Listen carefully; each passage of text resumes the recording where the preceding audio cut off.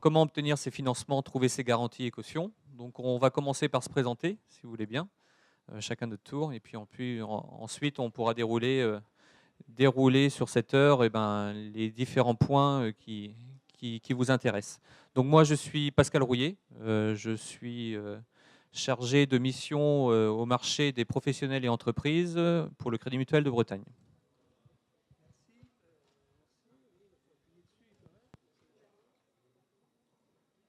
Oui, bonjour à vous. Hervé Carnet, donc je suis délégué général de Bretagne Active, qui est un organisme de garantie.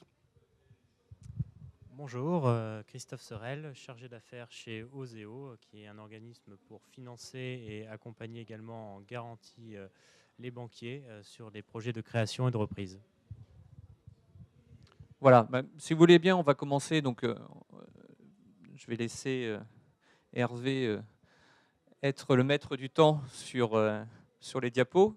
Alors, c'est vrai que quand vous arrivez devant le banquier, vous êtes souvent dans une des phases importantes de votre projet, parce que vous avez déjà bien travaillé avant, et là vous arrivez dans une phase assez décisive. Alors déjà, on va reprendre ce qu'est créer ou reprendre une entreprise. Donc la création, c'est 2 points. C'est créer son entreprise ex nihilo. Donc vous partez de rien. Vous commencez, vous dites, bah voilà, j'ai envie de créer mon entreprise, qu'est-ce que je vais faire, d'où je pars, d'où je viens, je dois tout faire. Et puis il y a la création sous forme de reprise, où là on se dit, bah voilà, je peux soit reprendre un fonds de commerce, soit un fonds artisanal, ou racheter des titres d'une société existante. Donc voilà les bases de la création reprise. S'installer, quand vous venez voir le banquier, il faut absolument au préalable bien choisir la forme juridique et le régime fiscal de votre entreprise. Donc ça, c'est un élément important. Il faut bien vous dire, est-ce que je pars en EI, en URL, en URL, en SA? Ces termes-là sont assez importants parce qu'ensuite, on découlera beaucoup de points sur la nature du financement que vous allez pouvoir solliciter, sur les différentes natures de garanties aussi que vous allez pouvoir et que la banque va pouvoir solliciter. Et donc, si vous vous installez en entreprise individuelle ou si vous installez sous forme sociétale, le risque pour vous n'est pas le même. Entre reprendre, entre créer, faire un financement, vous êtes en entreprise individuelle, donc en nom personnel, donc vous engagez totalement vos biens personnels. Ou si vous vous installez en société, où là, vous n'engagez que votre partie de capital, donc ce n'est pas la même chose. Et le banquier, lui, si vous arrivez devant le banquier en disant « je m'installe en entreprise individuelle », il va regarder votre projet, et 3 semaines, 1 mois plus tard, vous vous dites en fin de compte, j'ai décidé de changer, je souhaite m'installer en société », votre projet, vous considérez certainement qu'il n'a pas évolué. Le banquier n'aura pas du tout la même approche. En termes de risque, l'approche ne sera pas du tout la même. Donc, quand vous allez voir votre banque, surtout, ce point-là est très important. Alors, s'installer, c'est bête, mais c'est mieux en le disant, c'est être objectivement convaincu de l'intérêt et de la réussite économique de son projet de création ou de reprise. Si vous-même, vous n'êtes pas convaincu et infiniment convaincu que ce que vous allez faire, vous allez bien le faire et que ça va marcher, une autre personne qui sera en face de vous, notamment un banquier qui, pour la plupart du temps, vous ne connaît pas, ne pourra pas être convaincu à votre place. Donc déjà, si vous êtes bien convaincu que vous arrivez avec une démarche, on va dire, positive, mais réaliste, hein, on est bien d'accord, la personne qui sera en face de vous, forcément, déjà pourra valider votre projet en disant « la personne que j'ai en face de moi, elle y croit, je peux lui faire confiance sur cette partie-là ». Après, sur la partie, on va dire, technique, c'est autre chose, mais sur la partie présentation, c'est un point quand même assez important. Il faut être convaincant vis-à-vis de ses partenaires, dont la banque, par la présentation avisée, méthodique et prudente de son projet. C'est ce que je voulais vous dire, c'est qu'il faut être convaincu mais réaliste. Donc, quand on parle de prudent, bien sûr, il ne faut pas arriver quand on crée une entreprise en disant « je vais faire 10 millions de chiffre d'affaires d'ici 1 an ». Ça paraît évident, mais c'est vrai qu'en tant que banquier, on voit souvent ce genre de projet avec des objectifs qui paraissent irréalisables. Alors pour vous, qui vous paraissent certainement réalisables, Mais le caractère de prudence est quand même un élément important, de plutôt dire, bah voilà, on vise ce type de chiffre d'affaires. Si on fait mieux, tant mieux.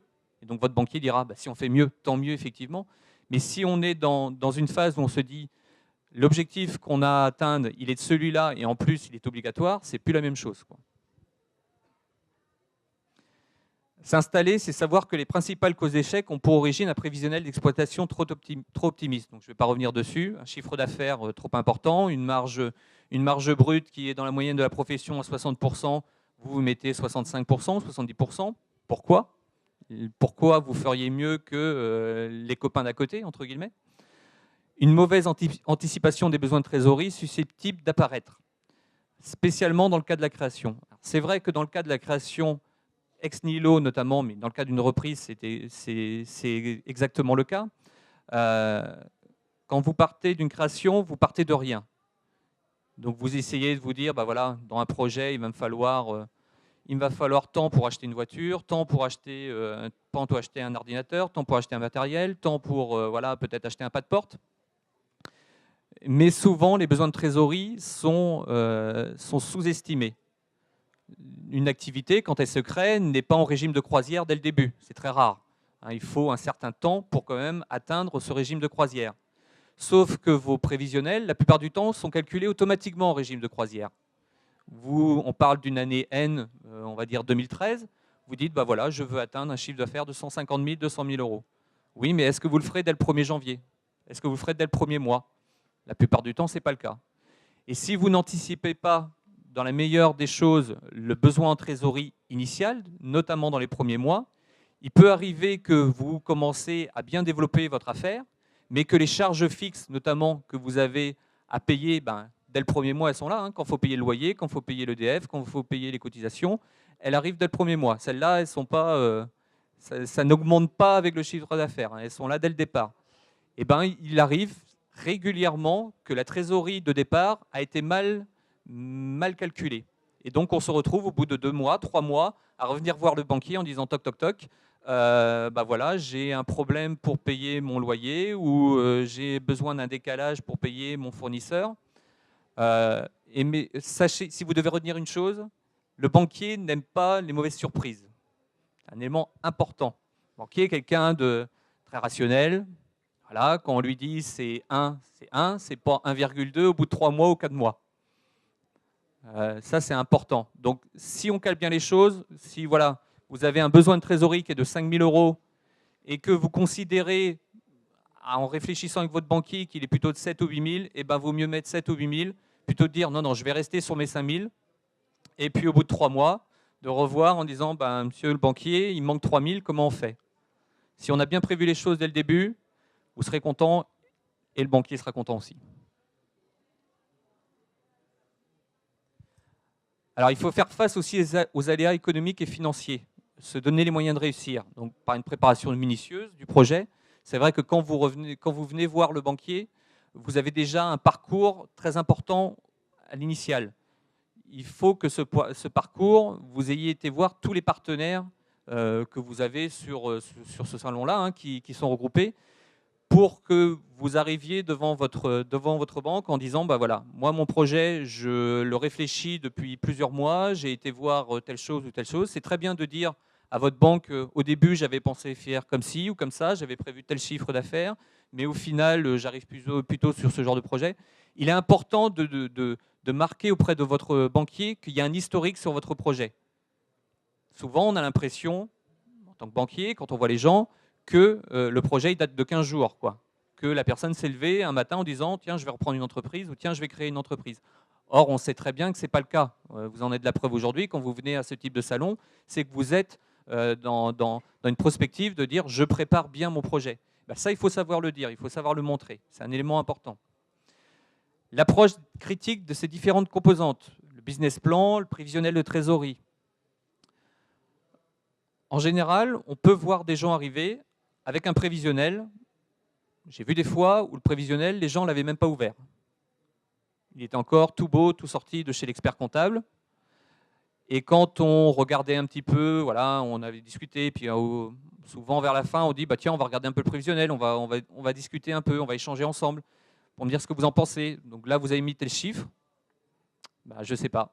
Là, c'est tel chiffre. Bah, non, ce n'est pas moi qui l'ai trouvé, c'est l'expert comptable qui m'a dit qu'il fallait mettre ça. Ça, c'est pas bon. Il faut vraiment vous imprégner de votre projet, de A à Z.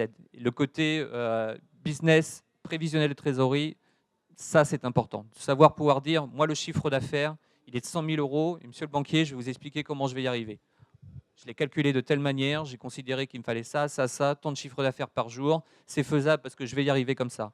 La marge brute, oui, d'accord, elle est peut-être 2 points par rapport à la profession, mais je vais vous expliquer pourquoi. Parce que j'ai déjà négocié avec un fournisseur tel point ou tel point. Les charges externes, c'est pareil. Le loyer, je l'ai déjà trouvé, je sais que ça va être ça. Mes fournisseurs, ça va être ça. Les charges salariales, on les a calculées, j'ai déjà les salariés, je sais que c'est ça. Et mon résultat, il va être de ça. Et grâce à mon résultat, je vais pouvoir vous rembourser et je vais pouvoir me payer. Voilà, donc ça, il faut bien nous l'expliquer. Si on ressent que ce genre de choses, vous ne l'avez pas travaillé, c'est sûr que pour nous, on aura du mal à vous suivre. Parce qu'on dira, ouais, il est peut-être bon, mais il est peut-être bon dans son métier, mais dans la côté analyse financière, suivi financier, ça n'a pas l'air ça. Donc, en tant que chef d'entreprise, vous devez avoir les 2 casquettes. Vous devez être bon dans votre métier, ça c'est important d'être bon dans ce métier. Il faut aussi être bon dans la gestion d'une entreprise. L'accompagnement, donc ça c'est sûr, c'est très très important. On y tient énormément, je vous l'expliquerai pourquoi, d'autant plus au Crédit Mutuel de Bretagne.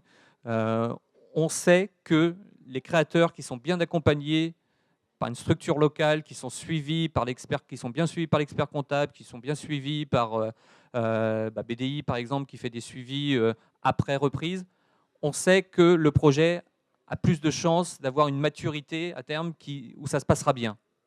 Quelqu'un qui reste tout seul dans son coin, qui veut bien faire, hein, on est bien d'accord, mais qui reste tout seul dans son coin, qui n'est pas appuyé par des gens, il n'aura pas, on va dire, les yeux extérieurs pour lui dire attends, là, moi je serais toi, je ne ferais pas comme ci, ou moi je serais toi, je ne ferais pas comme ça. Alors on sait que quand vous êtes au début de votre entreprise, généralement on prend le temps d'aller voir ses partenaires, donc ça c'est important. Mais après, quand vous êtes dans le jus, comme on dit, hein, quand vous y êtes, ça y est, on est dans la création, on est dans la reprise, il faut y aller, il faut aller chercher les clients, et vous ne prenez plus le temps de bien écouter vos partenaires. Le banquier en fait partie, hein. Le banquier est là aussi pour ça, hein, de vous dire au bout de 2 mois, 3 mois, tiens, on va peut-être faire le point, pas forcément sur le bancaire, hein, mais de se dire, voilà, votre chiffre d'affaires, où est-ce qu'on en est, est-ce que vous êtes dans votre prévisionnel, dans votre business plan, qu'est-ce qui colle, qu'est-ce qui ne colle pas. Et ça, on sait que si vous avez des partenaires extérieurs labellisés qui sont en appui derrière vous, qui peuvent dire à un moment donné, attention, il y a un petit point là, attention, il faut faire attention à ta marge, là, dans tes fournisseurs, tu as mal calculé. Si on sait que le banquier, voilà, il a connaissance de tout ça, votre projet, il aura beaucoup plus de chances d'aboutir de la meilleure des manières. Et un dimensionnement acceptable des moyens financiers mis en œuvre. Apport, endettement. Là, on touche à un point critique de l'aspect financier quand on vient voir son banquier, de dire, voilà, une des questions qu'on pose à un moment donné, et monsieur le client, votre apport, il va être de combien? On n'est pas là pour vous titiller, pour vous embêter, vous dire, il y a des ratios, on parle souvent de 15, 20, 20%, 25% d'apport. C'est important pour vous aussi, c'est important pour le banquier, forcément, parce qu'il va limiter son risque. Mais le banquier aussi, il est là pour faire du commercial, donc il est là pour avoir des nouveaux clients et les garder le plus longtemps possible et de faire que votre entreprise perdure. Et le meilleur moyen pour qu'une entreprise perdure, c'est que vous ayez le moins de charges possible. Alors vous avez des charges incompressibles, on en a parlé tout à l'heure, des charges loyer, EDF, l'eau, les impôts. Voilà, ça, elles sont incompressibles. Maintenant, après, un remboursement d'emprunt, il est là aussi, mais si initialement vous avez porté un apport qui est relativement correct pour diminuer l'endettement, forcément vous aurez des charges d'emprunt beaucoup plus réduites et forcément des besoins de chiffre d'affaires beaucoup moins importants. Si vous venez voir une banque en disant voilà, il me faut, j'ai un chiffre d'affaires de 100 000 euros qu'il faut absolument que j'atteigne parce que mon endettement il est de temps.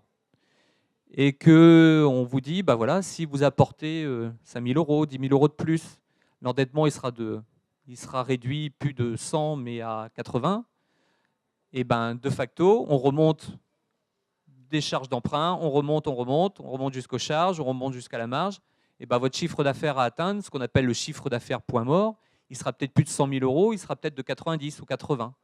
Donc forcément, vous direz, si je peux atteindre les 100 000 ou les 110 000, c'est très bien, mais vous n'aurez pas l'obligation de. Vous voyez, l'obligation d'atteindre un chiffre d'affaires. Entre avoir l'obligation d'atteindre un chiffre d'affaires et de se dire, si je l'atteins, c'est bien, c'est pas du tout la même chose, quoi. En dire, mon chiffre d'affaires, il est de 100 000 euros, je suis obligé de l'atteindre, et mon chiffre d'affaires minimum, il est de 80 000 euros, mais je sais que je peux faire 100 000, c'est plus la même chose. Alors les financements. Donc la création ou reprise vont générer des besoins financiers. Votre banque saura vous proposer les natures de concours appropriés. Donc avec du long terme, ce que tout le monde connaît, l'investissement du matériel, de l'immatériel, du financier, on fait un prêt. Une reprise, c'est sur 7 ans. Après, une création, ça peut être des prêts sur 7 ans, mais ça peut être aussi sur 5 ans, avec un achat de véhicule. Voilà.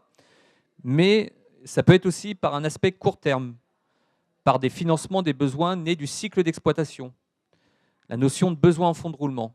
Alors, généralement, dans une création reprise, on peut intégrer ce besoin en fonds de roulement dans le prêt moyen-long terme. Vous avez besoin, on en parlait tout à l'heure, de 5 000 euros ou 6 000 euros de trésorerie.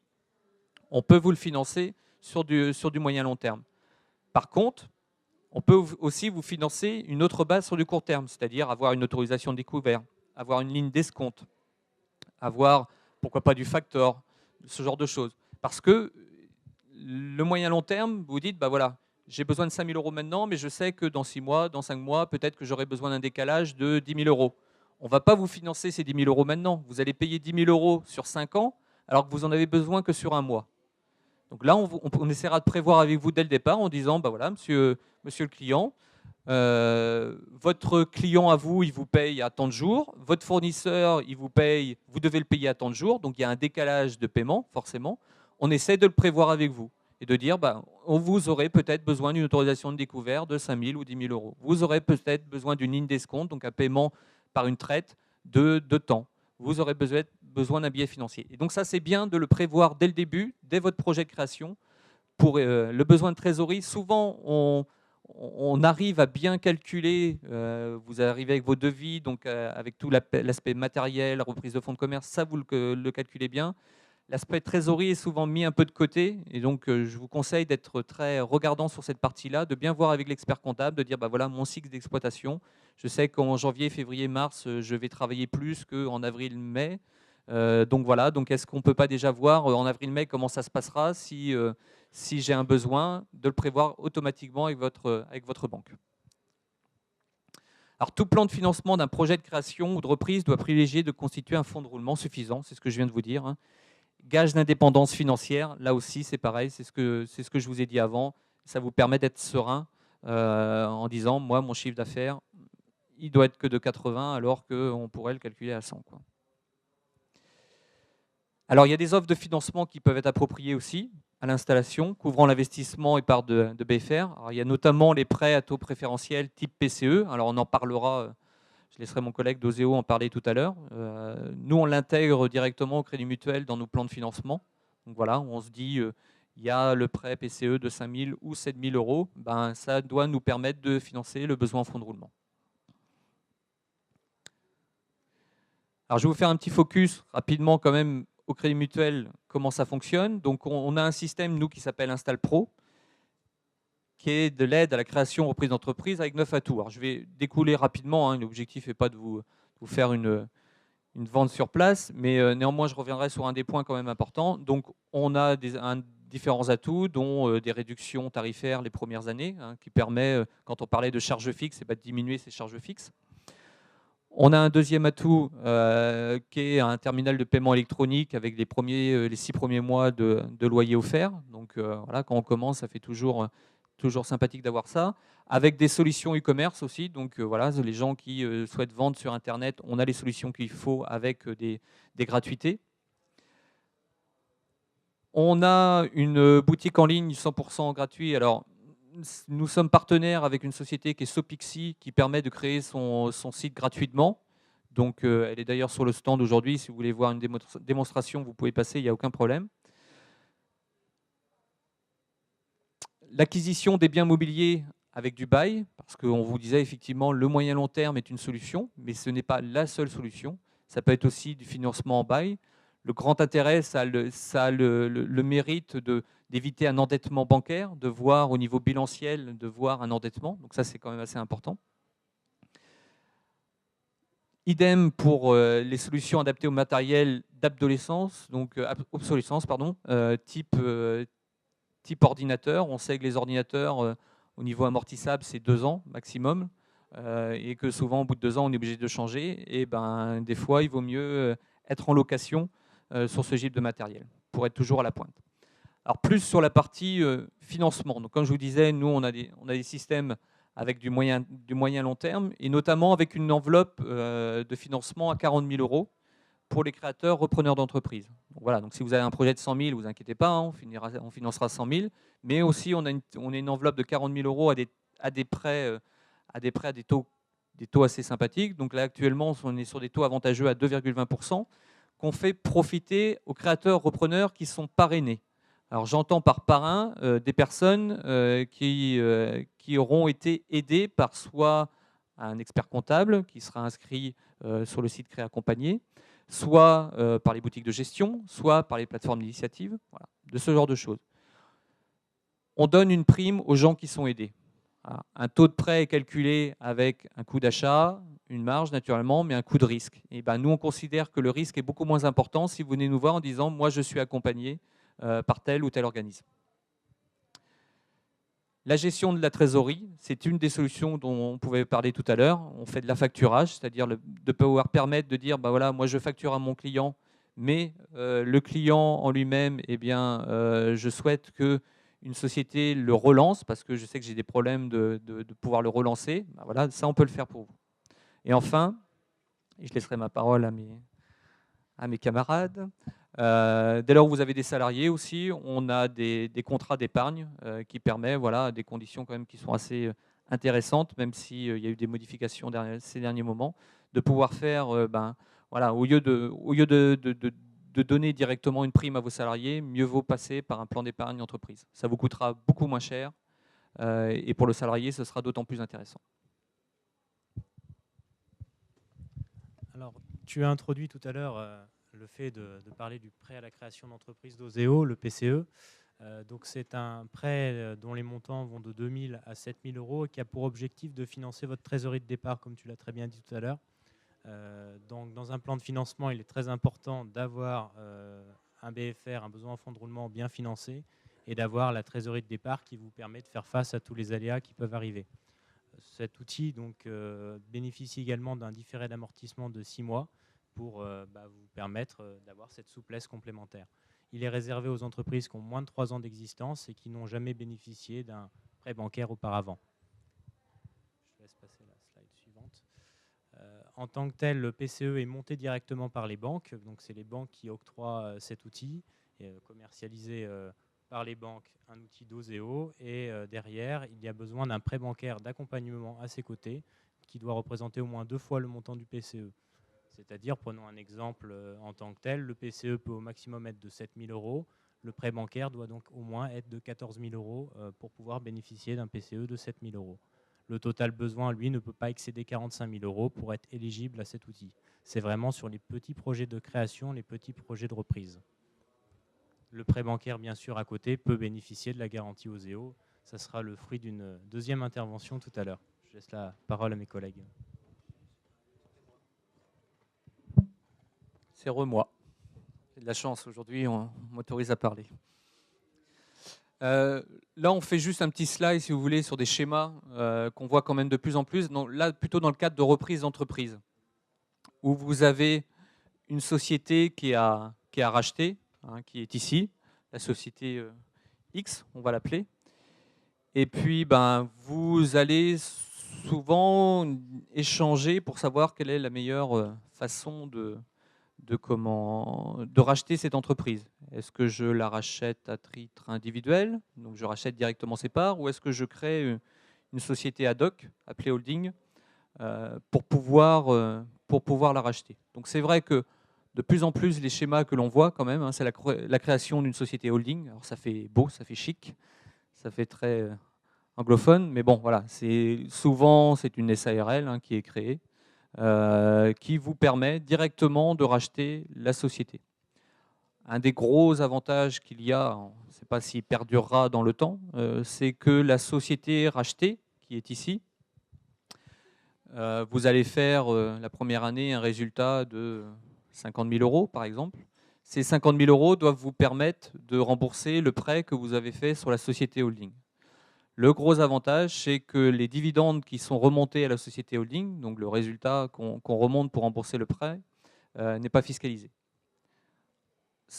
Alors que si vous achetez à titre personnel la société, vous faites le prêt à titre personnel, là par contre, vous serez fiscalisé, les dividendes seront fiscalisés. Donc nous, la plupart du temps, on interviendra sur ce schéma-là. On fera le prêt souvent sous la société holding. La plupart du temps aussi, les dirigeants seront TNS de cette société et vous ferez des prestations de services directement entre la société rachetée et la société holding. Donc ça, c'est un schéma qui est initié quand même depuis un petit moment et qu'on voit assez régulièrement. Un deuxième intérêt, c'est que souvent la société rachetée a de la trésorerie d'avance et permet, entre guillemets, de se racheter. Donc si une entreprise vaut 500 000 euros, une part sont à 500 000 euros, qu'elle a 200 000 euros de trésorerie, eh bien, une partie de 200 000 euros de trésorerie peuvent être remontés à la société holding pour participer au financement, pour participer aux 500 000 euros. Donc ça, c'est un schéma qu'on voit souvent, parce que on voit, vous serez certainement dans ce cas-là à un moment donné, les sociétés, quand vous aurez votre propre société, ben, vous avez la bonne ou la mauvaise habitude, et une bonne habitude en tant que banquier, mais mauvaise habitude pour d'autres, de conserver votre trésorerie dans l'entreprise en disant, voilà, moi j'ai cet argent-là qui reste dans l'entreprise. C'est le mien, mais je le laisse dans l'entreprise. Sauf que le jour où vous voulez racheter, enfin, vendre votre entreprise, et ben vous avez conservé 100, 150, 200, 250 000 euros. On voit des montants beaucoup plus importants. Mais voilà, mais comment on fait? Comment on la ressort, quoi? C'est plus maintenant qu'on la ressort. Et la personne que vous avez en face de vous, elle n'est pas là pour acheter spécialement votre trésorerie. Elle est là pour acheter votre société. Donc vous, en fin de compte, entre guillemets, vous lui revendez de la trésorerie. Donc ça, c'est pas bon. Donc il faut savoir garder de l'argent dans sa société, mais à un moment donné aussi, il faut savoir le ressortir. Donc les schémas de reprise, c'est vrai que c'est un peu plus compliqué, notamment quand c'est du titre. Quand vous rachetez une société, les parts d'une société. Donc là, l'analyse doit être beaucoup plus fine. Une analyse fine des capacités de remontée de dividendes de la société acquise est nécessaire. Il faut que le niveau d'endettement nécessitant de mobiliser la totalité de la capacité bénéficiaire de cette dernière est à proscrire. Et toute remontée de trésorerie vers la holding ne doit pas affaiblir la société acquise. C'est-à-dire que si vous avez 50 000 euros de résultats, nous, on ne calculera pas avec vous que les 50 000 euros, vous pouvez les remonter à la société holding pour payer le prêt initial. On partira sur une base de 70% de ces résultats pour dire, ben voilà, avec 70% de résultats de la société que vous avez, vous devez pouvoir payer le prêt de la société holding, dite société mère. Donc ça, c'est quand même assez important. Voilà. Merci.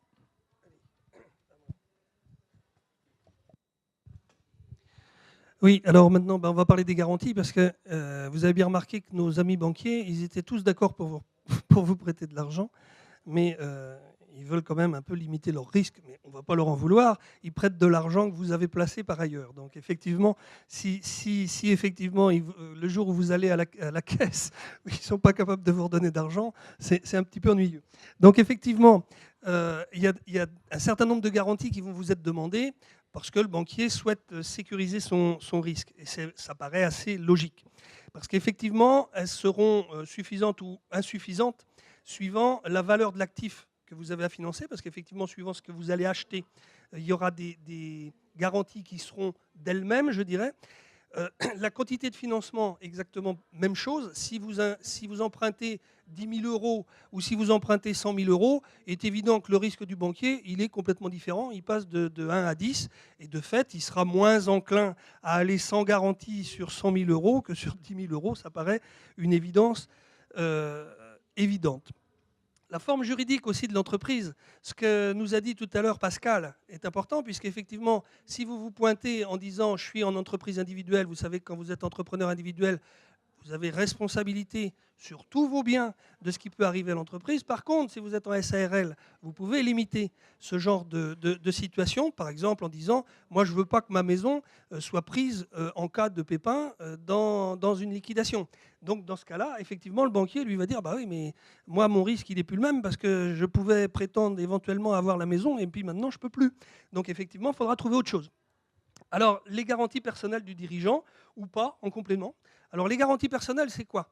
Ça veut dire qu'on va vous demander, soit à vous, soit à votre entourage, soit à un ami, à un parent, on va lui dire, bah, écoutez, voilà, il faudrait trouver des cautions personnelles. Vous êtes habitués, vous connaissez ça, les cautions personnelles, on en entend parler tout le temps. En sachant que les cautions personnelles, ça a un danger. C'est que si tout va bien, aucun problème, la famille est heureuse. Si tout ne va pas bien, qu'est-ce qui se passe? C'est que celui qui aura cautionné à votre place, eh ben on va lui dire, monsieur, il va falloir payer à la place de celui qui s'est cassé la figure. Donc si vous voulez avoir des histoires de famille, vous vous y prenez comme ça marche à tous les coups, je vous assure. Parce que quand il y a un des enfants qui bouffe l'héritage de tous les autres, je peux vous assurer, ça finit à coup de fusil. Donc de fait, il faut être extrêmement prudent sur les garanties personnelles. Alors peut y avoir d'autres solutions. On ne parle pas des garanties sûreté réelle que peuvent être un nantissement de fonds de commerce, un gage sur véhicule, un gage sur matériel, etc., etc. La garantie bancaire. Alors, dans le cadre d'une demande de prêt, effectivement, le partenaire bancaire exige généralement des sûretés. Bon, c'est ce que je viens de vous dire. Et donc, on peut avoir des cautions personnelles, des nantissements, des gages sur biens. On va plutôt parler de ce qui nous intéresse, c'est-à-dire vous. Et vous allez être face à votre banquier. Vous allez vous dire, vous, moi, je n'ai pas très envie de me mouiller plus qu'au-delà de l'apport personnel que j'engage.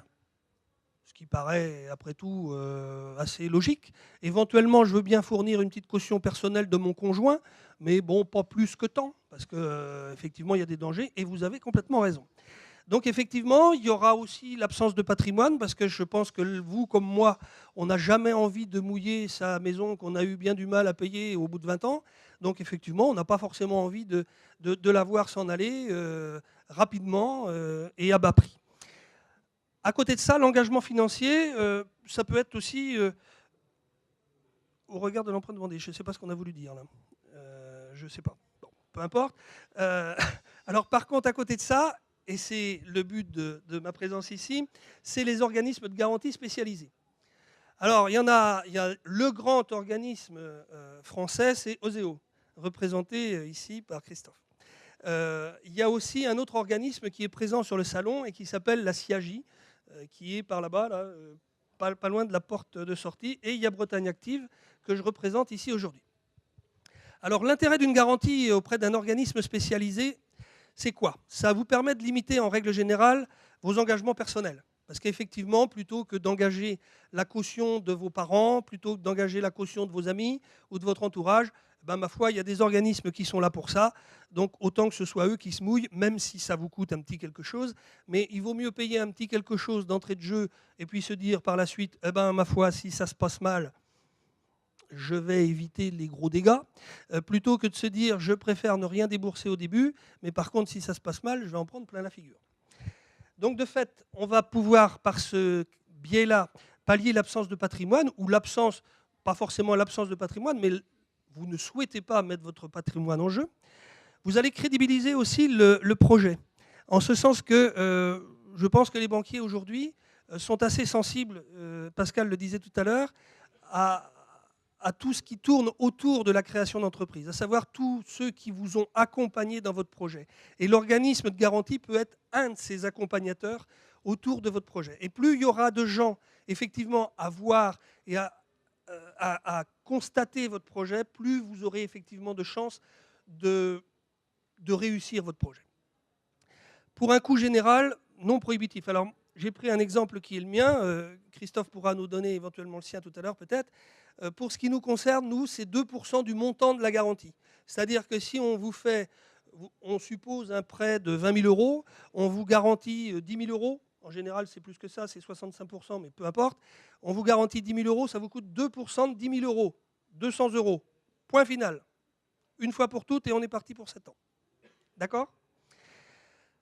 Donc, en règle générale, ce genre de garantie va faciliter l'emprunt bancaire, puisque de fait, le banquier va être rassuré sur la moitié, 2/3 du montant que vous allez solliciter auprès de lui. Particularité de nos garanties à nous, Bretagne Active. Alors, on a 2 outils principaux. Un outil FAG, donc je viens de vous en parler, qui s'adresse principalement à toutes les personnes qui sont en situation de demandeur d'emploi ou les autres sujets qui sont en dessous. Pour faire simple, il faut être créateur non salarié en CDI. Ce n'est pas compliqué. Donc aujourd'hui, vous savez, vous et moi, qu'il est souvent plus intéressant de passer par la case Pôle emploi pour s'installer, puisque ça vous permet d'avoir un certain nombre d'aides auxquelles vous n'auriez pas droit si vous n'y passiez pas. Donc ça, vous ne l'avez pas entendu, je ne vous l'ai pas dit. Mais de fait, les choses sont ainsi. D'autre part, on a un autre fonds de garantie qui s'appelle le FGIF, c'est le fonds de garantie pour l'initiative des femmes, donc là, qui pour le coup est réservé aux femmes, qu'elles soient ou non au chômage. Et ce fonds de garantie va leur permettre d'obtenir jusqu'à 70% du montant du prêt avec un plafond de 27 000 euros. Donc ce fonds a été créé il y a plusieurs années maintenant par Rocard à l'époque lorsqu'il était Premier ministre. Donc vous voyez, ça date déjà un peu, puisqu'il avait été constaté que les femmes étaient tout aussi nombreuses que les hommes à vouloir créer, sauf qu'à la sortie, on sait, il y a 70% d'hommes qui créent et 30% de femmes. Donc de fait, ce fonds de garantie avait été créé par l'État en disant on va par ce biais-là sans doute aider à la création par les femmes d'entreprises. Bon, il s'avère dans les faits que ça n'a pas tellement bougé. Malgré tout, le fonds de garantie marche très bien. Pour vous donner une petite idée, nous, on en fait à peu près 200 par an sur la région Bretagne. Alors, nous, on va pouvoir vous garantir, alors je passe le fait qu'on est sous un statut associatif, ce qui fait qu'on est peut-être un petit peu différent des autres, puisque effectivement la lucrativité, ce n'est pas notre truc. Et de ce fait-là, notre œil vis-à-vis de vos projets ne sera peut-être pas tout à fait le même. Donc on a des garanties qui fonctionnent avec toutes les banques, même avec le Crédit Mutuel, c'est dire, surtout avec le Crédit Mutuel. Même avec le Crédit Mutuel, y compris sur les Install Pro dont nous parlait Pascal tout à l'heure. C'est une caution également à première demande. Alors, c'est surtout important pour les banquiers, mais je vous dis un petit peu comment ça marche. C'est qu'en règle générale, une garantie institutionnelle, si vous arrive un pépin, paf, demain vous déposez le bilan, liquidation quelques semaines plus tard, et là vous vous retrouvez dans un pétrin pas possible puisque vous avez votre prêt à rembourser. Donc en règle générale, la garantie institutionnelle va garantir un pourcentage du prêt au moment du sinistre. Quand je vous disais tout à l'heure, par exemple, on garantit 65%. On imagine, au moment de votre sinistre, vous devez 10 000 euros à la banque. Si nous, on vous a garanti à 65%, on payera, et c'est pour ça que c'est ta première demande, on payera 6 500 euros illico presto. D'accord ? Et après, la banque fera jouer les autres garanties, si autres garanties il y a, à savoir nantissement de fonds, gage sur véhicule, etc. etc.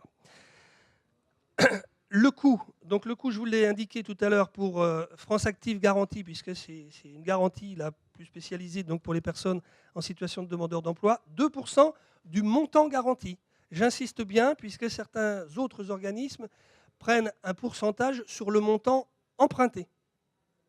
Ce qui est complètement différent, puisque le montant emprunté est toujours supérieur au montant garanti, bien évidemment. Et pour ce qui concerne le FGIF, donc le fonds pour les femmes, 2,5%, exactement de la même manière. Donc c'est payé en une seule fois au départ, et puis on roule comme ça pour 5 ou 7 ans. Peut-être insister sur un point, effectivement. Comme vous l'avez expliqué, c'est vrai que le banquier demandera toujours régulièrement des garanties, pour ne pas dire toujours. Voilà, donc sachez que c'est le banquier qui vous propose ce type de garantie, hein, qui va dire bah voilà, qu'est-ce que vous pouvez nous proposer comme garantie? Est-ce que vous pouvez nous proposer un nantissement de fonds de commerce? Est-ce que vous pouvez nous proposer une caution? est-ce que l'on peut, nous, vous proposer un autre style de garantie? Et donc, c'est nous qui ferons les démarches auprès soit d'Oseo ou de Bretagne Active pour les mises en relation, de se dire, bah voilà, nous, on a quelque chose à vous proposer, c'est vrai que ça coûte moins cher. Ça ne vous engage pas personnellement, parce qu'on le sait aussi, hein, que s'engager personnellement, ça n'a pas de coût. Hein, c'est un acte sous seing privé entre le banquier et vous, mais vous pouvez avoir le souhait de ne pas vous engager plus que vous l'avez fait. Ce n'est pas incompatible non plus. Sur certaines choses, ça peut être incompatible, mais sur certains points, le fait de mettre un peu de caution personnelle aussi permet de prouver au banquier que même si on n'a pas l'apport qui était théoriquement de 20%, vous n'arrivez qu'avec un apport de 10%, de dire, bah voilà, moi je suis en capacité de mettre ma caution quand même qui peut correspondre à 10%, 20% de garantie. Donc voilà, de dire, je fais quand même l'effort de. Parce que vous arrivez avec 10% d'apport, ça veut dire que la banque, elle, prendra 90% du risque. 90% du risque, Crédit Mutuel de Bretagne, Banque Mutualiste, on prête de l'argent avec l'argent de nos sociétaires, dont il y en a certainement ici. Donc l'objectif pour nous, c'est que cet argent soit remboursé de la meilleure des manières. Donc, voilà comment ça fonctionne. Donc, on va poursuivre. Effectivement, tu as parlé d'Oseo tout à l'heure pour les garanties. On est également un organisme de caution mutuelle. La différence, c'est qu'on intervient sur des montants d'intervention beaucoup plus élevés et on intervient à la fois pour les très petites entreprises, mais également pour les PME, donc jusqu'à 250 salariés, que ce soit en phase de création, de développement, de transmission et tout au long de la vie de l'entreprise. Comme tu l'as dit tout à l'heure également, nous on intervient une fois que le banquier a marqué un accord et a validé son dossier. C'est lui qui fait toutes les démarches, qui nous transmet le dossier et c'est à partir de ce moment-là qu'on regarde si on est prêt à intervenir. L'objectif de la garantie, évidemment, c'est de vous permettre d'accéder plus facilement au crédit et de limiter les cautions personnelles. Quand Oseo intervient, le banquier ne peut pas prendre une garantie personnelle au-delà de 50% de l'encours de crédit. C'est-à-dire que vous n'êtes jamais engagé à plus de 50% du montant du prêt ou de l'encours de ce qui reste à payer sur ce prêt. Alors nous, au niveau du fonctionnement, tout à l'heure, Hervé expliquait que c'était une garantie à première demande. Nous, ce n'est pas le cas. C'est une garantie qui paye en notion de perte finale. C'est-à-dire qu'il faut d'abord mettre en place toutes les autres garanties avant que Oseo soit amené à payer. Prenons un exemple, vous faites un prêt de 200 000 €. Malheureusement, ça ne se passe pas bien et l'entreprise doit s'arrêter. Il reste 100 000 € à payer à ce moment-là. Si la banque n'a pris aucune garantie, elle a perdu 100 000 €. Si elle a pris quelques garanties, qu'est-ce qui se passe? Elle a pris, par exemple, votre caution personnelle à hauteur de 20%. Vous êtes actionné, vous donnez 20 000 € et il reste 80 000 € de perte pour la banque. La banque a également pris en complément la garantie Oseo à 50%. Nous, Oseo, nous faisons un chèque à la banque de 40 000 €, ce qui fait que la banque n'a perdu que 40 000 €. Et là, pour répondre à votre question, la banque est toujours en risque. C'est-à-dire que dans tous les dossiers, nous, on intervient, on veut que chacun ait le même objectif, c'est-à-dire la réussite du projet, et que à la fois l'entrepreneur, la banque et Oseo, si ça se passe mal, eh ben, on a tous quelque chose à payer, quoi.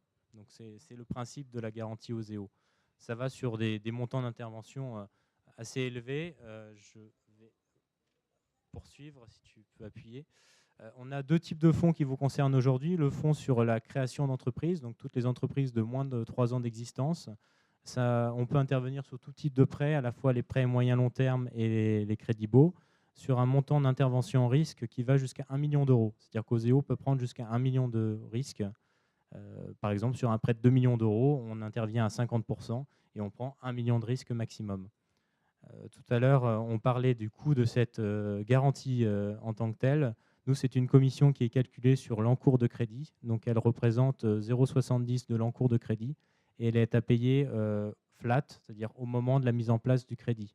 Il est important de bien la prendre en compte dans un plan de financement parce que ça aussi, c'est une sortie de trésorerie initiale et si on ne l'a pas prévu, forcément, on va être tout de suite dans le rouge et le banquier ne va pas être content si votre compte est dans le rouge. Donc, il vaut mieux le prévoir avant. Le prêt bancaire peut la financer comme l'ensemble des frais et le besoin en fonds de roulement.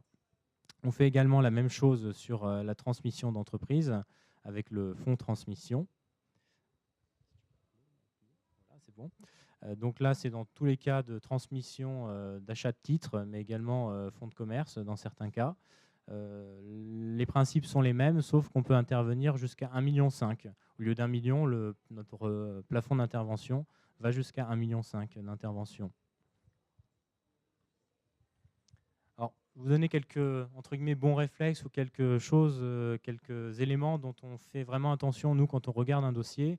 Premièrement, effectivement, l'apport, parce que si vous croyez dans votre projet, il est important que vous vous impliquiez. Et il y a l'implication personnelle que vous mettez lors de l'entretien, mais aussi l'implication financière. On a l'habitude de voir des apports qui sont entre 25 et 30% sur les créations d'entreprises, de 20 à 25 sur la reprise de fonds et de 15 à 20 sur les apports sur le rachat de titres. Alors, bien évidemment, ce sont des ordres d'idées.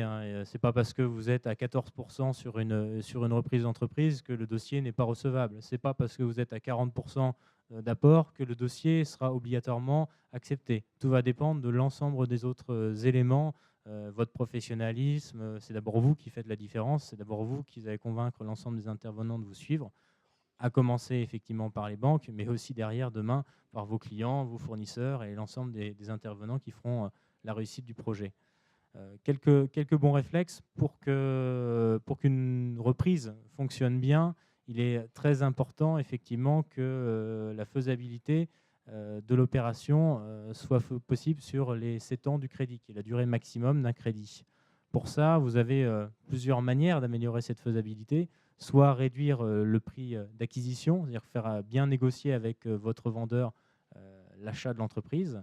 Donc pour ça, prévoir de faire bien attention à savoir qu'est-ce que vous achetez, quel est le niveau de fonds propres de l'entreprise que vous rachetez, est-ce qu'il vend avec sa trésorerie ou est-ce qu'il s'est distribué la trésorerie auparavant, voir s'il peut y avoir des clauses de complément de prix, c'est-à-dire qu'une partie du prix est payée maintenant et une autre sera payée dans 1 ou 2 ans en fonction de la rentabilité de l'entreprise.